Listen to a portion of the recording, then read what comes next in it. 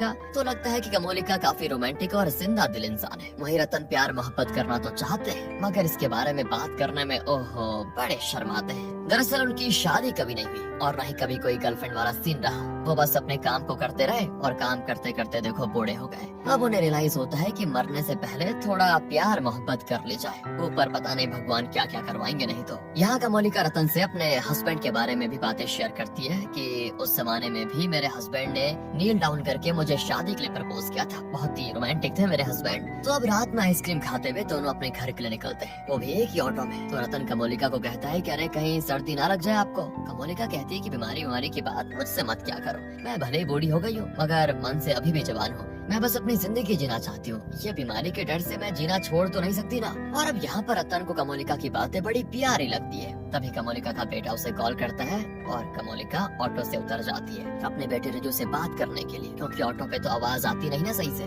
तो वो रतन से कहती है ठीक है, मैं अपने बेटे से बात करते करते पैदल ही चले जाऊंगी, आप चले जाओ। यहाँ रात में डॉली शक्ति को कॉल करती है और आज जो भी गलत व्यवहार उसने किया उसके लिए माफी मांगती है। तो शक्ति भी अपनी बातों के लिए माफी मांगता है और दोनों वो बात भूलकर आगे बढ़ने का फैसला करते हैं। इधर पुष्पा की कॉल पे दोस्तों अपने डैड से बहस हो जाती है किसी बात को लेकर मतलब, और वो चली जाती है अपने ओनली फैंस पे अपना दिल ठंडा करने के लिए। आज उसे 500 कॉइंस मिले होते हैं स्ट्रिपटीज करने के लिए, जिसमें दोस्तों उसे धीरे धीरे ओहो छी छी छी एक के बाद एक करके कपड़े उतारने होते हैं ताकि लोगों का दिल खुश हो जाए। हाँ वैसे वो अपना फेस तो नहीं दिखाती कैमरे में, सिर्फ गले के नीचे का पार्ट ही दिखाती और उसके बाद पता नहीं क्या क्या। मगर आज का दिन लगता है उसके लिए बहुत ही खराब है, क्योंकि पुष्पा की कैट अचानक से झपट्टा मार देती है कैमरे पे। ओ पुष्पा का फेस रिवील हो जाता है, पुष्पा लाइव होती है। तो बस अब जो हो गया वो ठीक होने से रहा, मगर डर के मारे पुष्पा की हालत खराब हो जाती है कि अब कई काम से वो जल्दी से अपने ओनली फैंस को बंद कर देती है। उधर बोधी और त्रिशा भी चिट चैट कर रहे होते हैं, उनकी फटिंग बिल्कुल सही जा रही होती है। मगर यहाँ ऋषि बड़ा बेचैन होता है क्योंकि वो कॉल पे कॉल किए जा रहा होता है पुष्पा को, और पुष्पा के साथ अभी जो हादसा हुआ उससे वो और परेशान हो गई है। इसलिए वो अकेले बैठकर रोई जाती है कि अब तो मैं गई, समाज में मेरी क्या बातें होंगी। अगले दिन की बात है दोस्तों, कमोलिका अपने हॉस्टल के बाहर रतन के आने का इंतजार करती है, मगर उसका खाना लेकर डॉली की बेटी पुचुल आ जाती है। वो भी पहले इस हॉस्टल में रह चुकी थी, इसलिए दोनों एक दूसरे को अच्छे से जानते हैं। पुचुल अब कमोलिका को कहती है अरे आप तो बिल्कुल कटरीना लग रही है, क्या बात है। तभी वहाँ पर टैक्सी से रतन आ जाते हैं और खुले दिल से आते ही कमोलिका की तारीफ करने में लग जाते हैं कि वाह आप तो बड़ी खूबसूरत लग रही है। लेकिन यहाँ पुचुल के सामने कमोलिका थोड़ा ऑकवर्ड हो जाती है और रतन को कह देती है क्या भैया आप भी ना, अरे मजाक अच्छा कर लेते हैं आप, सच बताऊं तो। अबे रतन भी हैरान कि भैया बोल रही है मुझे। तभी इशारे में कमोलिका उन्हें मुंह बंद रखने को कहती है। इसके बाद जब दोनों टैक्सी में बैठते हैं तो कमोलिका रतन को सारा खेल समझाती क्या क्या हुआ पीछे, और फिर दोनों टैक्सी में ही अपना हाथ पकड़ा पकड़ी कर लेते हैं। इसके बाद हम पुष्पा और ऋषि को एक होटल रूम में देखते हैं, जहाँ अभी भी पुष्पा काफी अपसेट है और ऋषि इस उदासी की वजह जानना चाहता है, मगर वो नहीं बताती। अरे कैसे बताएगी, वो सिर्फ ये बताती है कि मैंने डैड से आज फिर झूठ बोला। मैंने उनसे कहा कि दुबई से प्रदीप आ रहा है तो उसी से मिलने में होटल जा रही हूँ, और यहाँ देखो मैं तुम्हारे साथ बैठी हुई हूँ। ऋषि को अपनी लव स्टोरी बिल्कुल फिल्मी लगती है, अमीर बाप की बेटी गरीब आशिक। पुष्पा कहती है हाँ बात तो सही है, अगर हमारे रिश्ते के बारे में डैड को पता चला तो वो तो सच में तुम्हारा खून कर देंगे। इसके बाद धीरे धीरे दोनों क्लोज हो जाते हैं। उधर दोस्तों बोधी ने अपना लुक पूरा चेंज कर लिया होता है। त्रिशा के तो ग्रीन हेयर थे, उससे मैच करने के लिए बोधी ने भी अपने बाल बिल्कुल हाईलाइट कर गोल्डन करवा लिए होते हैं, साथ ही हेयर में स्पाइक भी करवा लिया होता है। और दोस्तों त्रिशा थोड़ी अमीर फैमिली से बिलोंग करती है, तो आज तक वो ट्रैम में नहीं चढ़ी थी, इसलिए बोधी उसको अपने साथ ट्रैम में भी चढ़ाता है और दोनों साथ में खूब हंसी मजाक करके कोलकाता में घूमते हैं। आखिर तक में त्रिशा बोधी से कह देती है तुम पहले ठीक थे, वैसे अपना स्टाइल चेंज करने की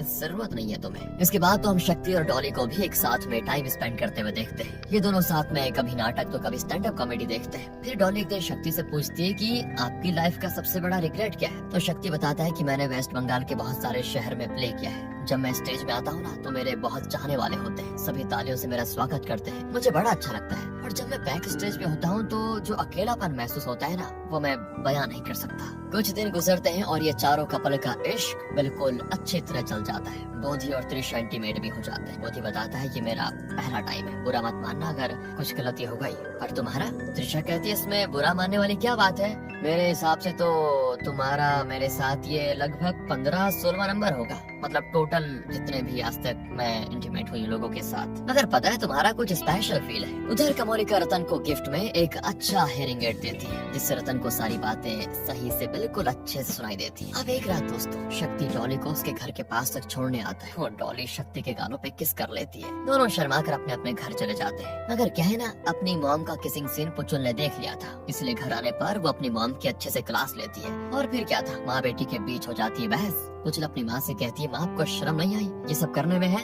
अब 42 साल की हो, कम से कम अपने उम्र का लिहाज तो कर लो।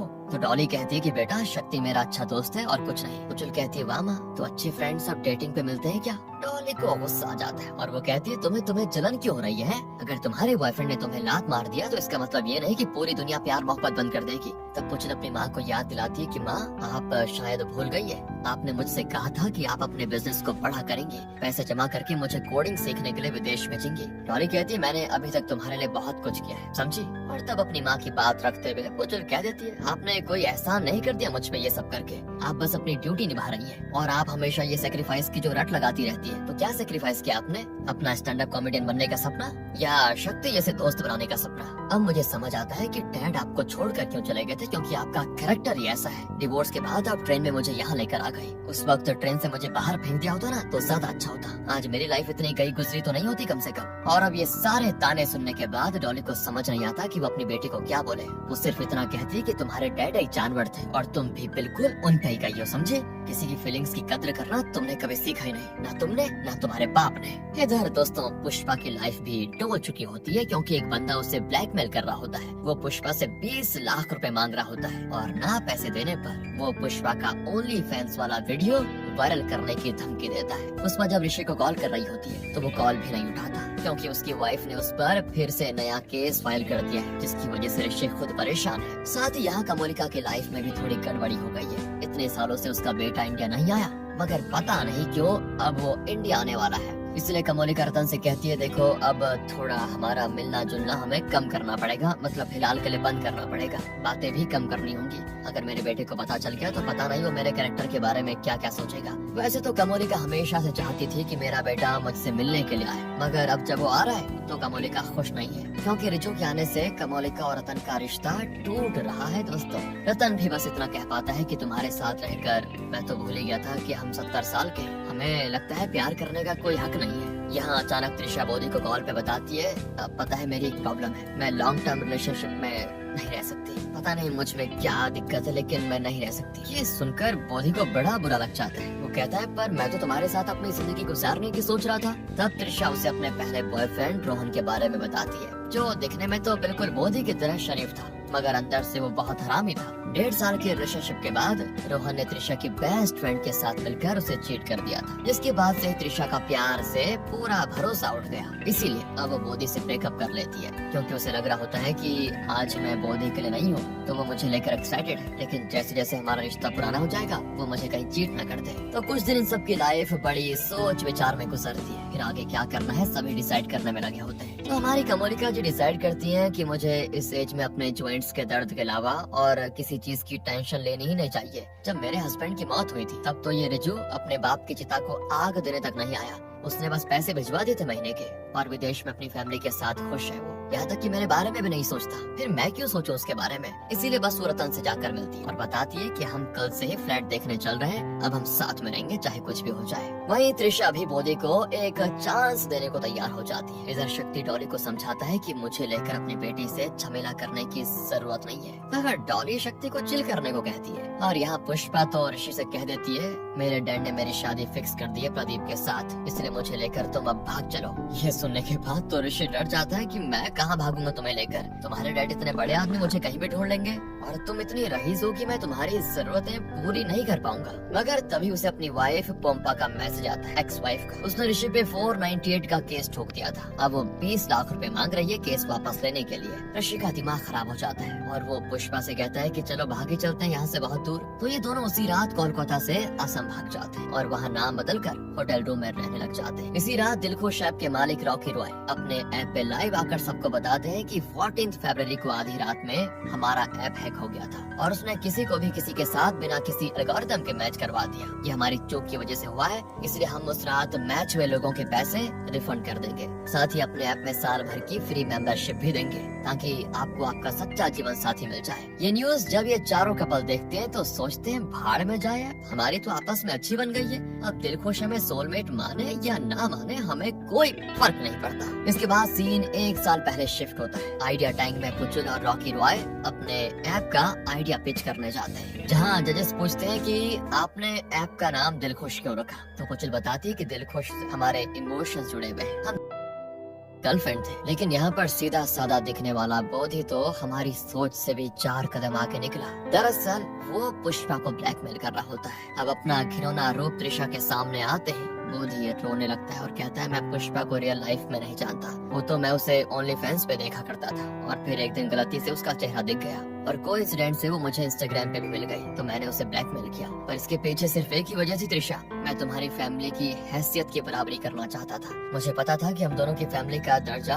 एक जैसा नहीं है, मैं बस तुम्हारी फैमिली का स्टेटस मैच करना चाहता था। मगर मैं वादा करता हूँ कि मैं उससे पैसे नहीं लूंगा, प्लीज मुझसे शादी मत तोड़ो, तुम जैसा कहोगी मैं वैसा ही करूंगा। तब त्रिशा कहती है तुम अंदर से घटिया इंसान हो, तो मैं तुम्हें सुधार नहीं सकती, ना ही तुम्हारी रिस्पॉन्सिबिलिटी ले सकती हूँ। तब बोधी उसके सामने गिड़गिड़ाने लग जाता है शादी के लिए, और तभी बाहर से आवाज आती है सभी लोग आ गए हैं त्रिशा, तुम भी बाहर आ जाओ। और तब गुस्से में त्रिशा कहती है चलो शादी करते हैं। और इसी शादी में शक्ति, डॉली और पुचुल आ जाते हैं। और यहाँ पर हमें पता चलता है कि शक्ति की वाइफ ललिता मतलब उसका पहला प्यार कोई और नहीं बल्कि त्रिशा की मॉम है, यानी कि त्रिशा के डैड शक्ति है। इसीलिए ललिता ने शक्ति को भी शादी में इनवाइट किया था फुल फैमिली, और शक्ति ने तो कभी शादी नहीं की थी, तो फैमिली के नाम पर अभी अभी नई गर्लफ्रेंड बनी डॉली आई होती है और उसकी बेटी, जिसे शक्ति भी अपनी बेटी की तरह प्यार करता है। तो यहाँ पर ललिता पुचुल को ही बोधी के विटनेस के तौर पर साइन करने को कहती है, क्योंकि डॉली की वीडियो वायरल हो गई थी जिसमें वो स्टैंड अप कर रही थी और एक हीरोइन को एक्सपोज कर रही थी। तो उससे सभी को पता चल गया था कि पुचुल ही दिलखुश ऐप की क्रिएटर है। और ललिता का मानना होता है कि अगर पुचुल ने वो ऐप नहीं बनाया होता तो मुझे आज बोधी जैसा अच्छा और सच्चा दामाद कहीं नहीं मिलता। मगर बोधी कितना अच्छा है ये तो सिर्फ बोधी और त्रिशा ही जानते हैं। मगर बोधी का दिमाग भी अब ठिकाने आ गया है। वो त्रिशा से वादा करता है कि आज के बाद मैं कभी कोई गलत काम नहीं करूंगा। इसके बाद दोस्तों आगे किस्मत देखिए, पुष्पा और पुचुल को मिलवा देती है। डॉली का वीडियो वायरल होने के बाद दिलखुश ऐप का स्टॉक बड़ी तेजी से नीचे गिरने लग जाता है और उस ऐप को 50 लाख में रिकी पुष्पा को बेच देता है और पुष्पा वो ऐप पुचुल को सौंप देती है, क्योंकि उसी ऐप की वजह से पुष्पा की मुलाकात ऋषि से हो पाई थी, जिसने सच्चे दिल से पुष्पा से इतना प्यार किया कि उसके प्यार में अपनी जान तक गंवा दी। त्रिशा ने शादी के बाद अपना एक यूट्यूब चैनल भी खोल लिया और उसमें वो अजब गजब प्यार की सच्चे उदाहरण को साबित करने के लिए कपल्स को इनवाइट करती है। अपने शो पे वो रतन और कमोलिका को बुलाती है उनका इंटरव्यू लेने के लिए। साथ ही त्रिशा ने एक बेबी भी अडॉप्ट किया होता है, क्योंकि उसके और बोधी के बीच में तो कोई फिजिकल रिश्ता नहीं है। बोधी उस बच्चे को अपना बच्चा समझकर उसका पालन पोषण कर रहा होता है। साथ ही कमोलिका के बेटे ने भी उसका ये रिश्ता एक्सेप्ट कर लिया होता है और इसी के साथ ये मूवी खत्म हो जाती है। तो मतलब ठीक है यार, लेकिन ऋषि के साथ